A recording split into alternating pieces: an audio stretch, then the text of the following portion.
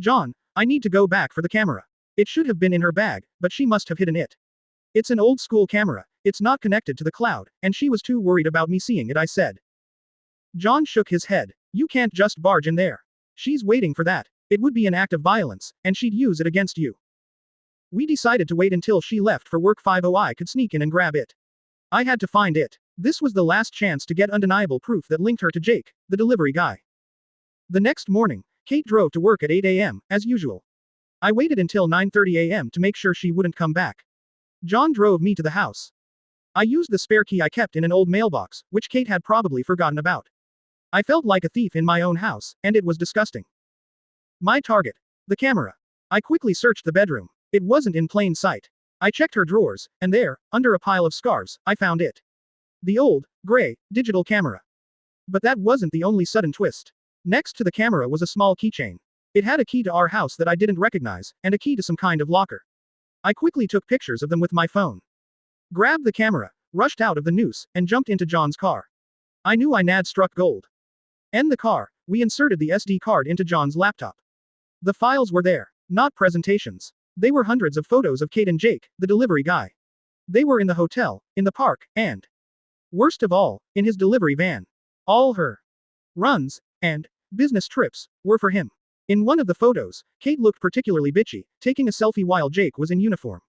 They were even meeting outside of work, judging by the pictures in civilian clothes. The locker and the note.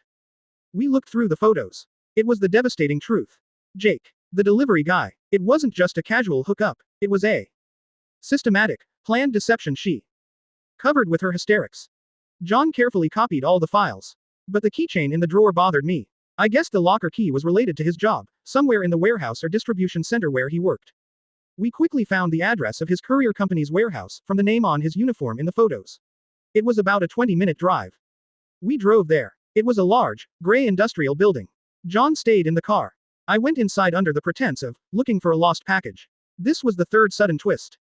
I discreetly checked the lockers in the break room when no one was looking. I found a locker that matched the key.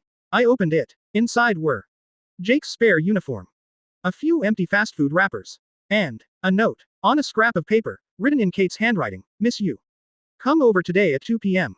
I'm free. Order her again. Order her again. Understood. That was their code word for their meeting.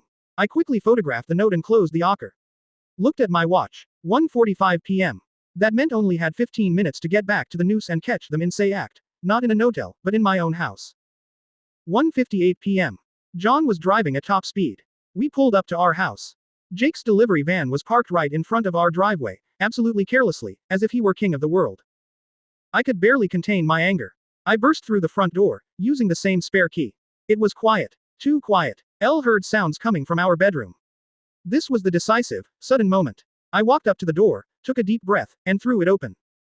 They were there. Kate, my wife, and Jake, the delivery guy, were together. He was in his rumpled uniform. They didn't even have time to react, they were so caught off guard. Kate screamed. It wasn't a scream of surprise, but a hysterical scream of rage. What are you doing here? Most K trespassing. I'm calling the police. She immediately started playing the victim, even when caught red-handed. Her face was completely contorted, the typical reaction of a bitch when her manipulations crumble. Jake sat there, completely pale. He mumbled something like, "Dude, I didn't wait. I just took a picture. I snapped the photo. It was undeniable proof." My hands stopped shaking. All the fear and shock were replaced by a pure, cold resolve. Jake tried to get up, but I looked at him and said, "Say out of here before I call say police for trespassing."